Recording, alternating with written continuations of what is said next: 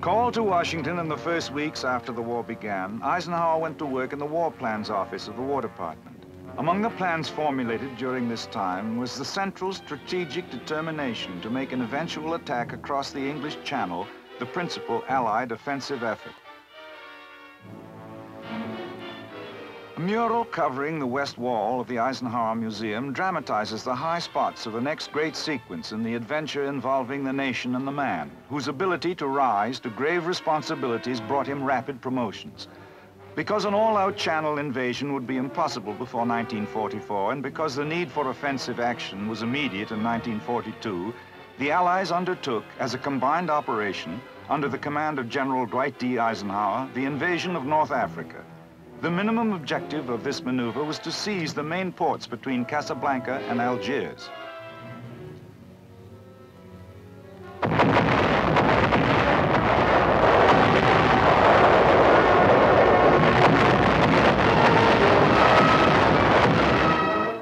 Along the rim of the North African coast, troops were ashore in late November, encountering resistance ranging from mild at Algiers to surprisingly stiff at Casablanca.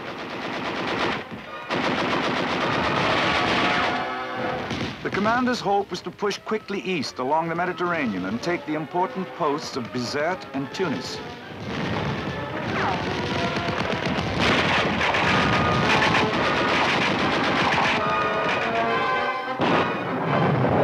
But a number of unfavorable circumstances, including treacherous weather conditions, prompted the commander to hold off on this vital assault.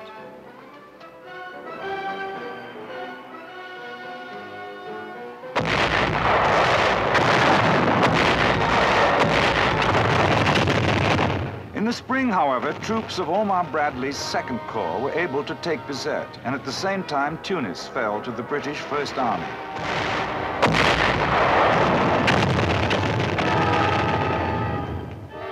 And with these victories came the end of the Axis Empire in Africa.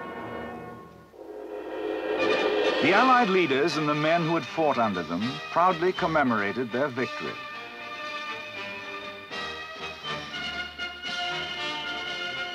One of the greatest products of this victory, in the words of the commander himself, was the progress achieved in the welding of Allied unity and the establishment of a combat team that was already showing the effects of a growing confidence and trust among all its members.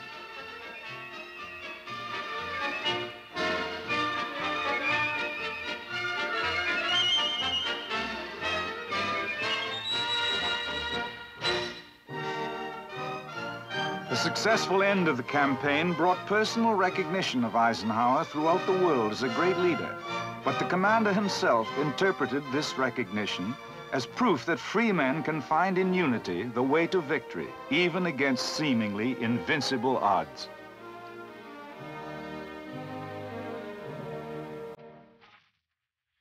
The next big campaign, the invasion of Sicily, brought further demonstration of this basic truth.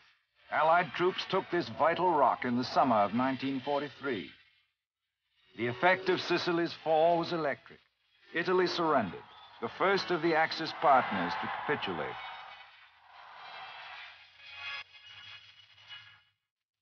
And now the Allies prepared for what was to be the most fiercely fought battle of the Mediterranean War.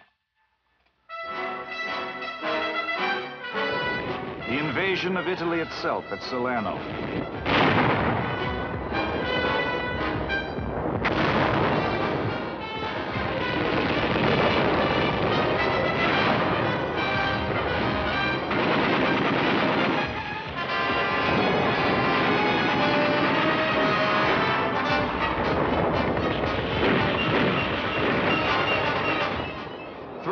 Of courage and tenacity, troops of General Mark Clark's 5th Army established a beachhead against overwhelming German odds and went on to take Salerno and the vital port of Naples.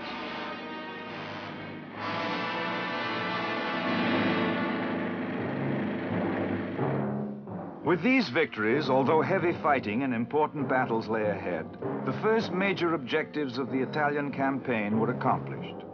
Allied forces were on European soil and would be able to pin down German troops far from the scene of the cross-channel invasion planned for the following year.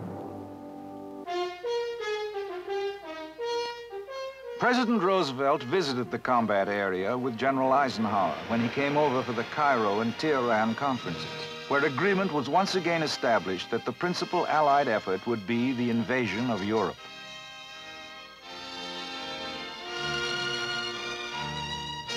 Shortly afterward, the man who would command this awesome undertaking was named General Dwight D Eisenhower, whom people throughout the free world were now calling the man of the hour.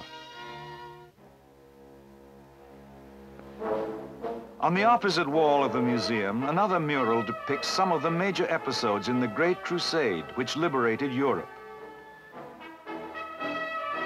The Supreme Commander's orders from the combined chiefs of staff were quite simple: to land on the coast of France and thereafter to destroy the German ground forces.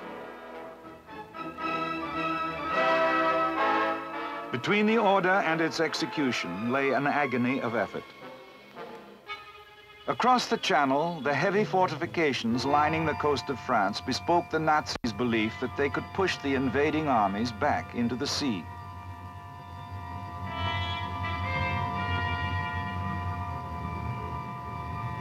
In France alone, 58 German divisions were waiting. Preparing for the invasion was a job without let-up. Incessant and realistic training was of paramount importance.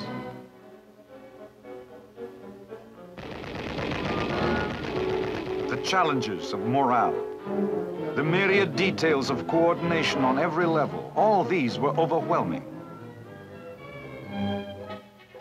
But through those tense months in the early part of 1944, the preparations continued.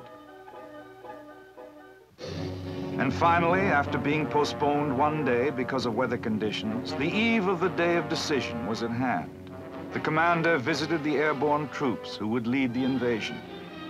"I found the men in fine fettle," he wrote later, joshingly admonishing me that I had no cause for worry.